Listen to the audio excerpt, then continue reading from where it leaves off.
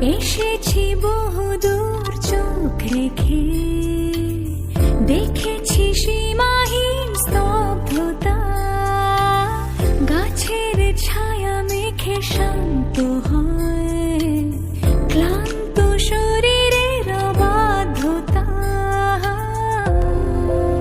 মেঘের সন্ধানে মেঘ আসে, হাওয়াতে উড়ে যায় চুলগুলো, এখানে থেকে গেলে বেশ হতো, ফেরার পথে জমুক ধুলো।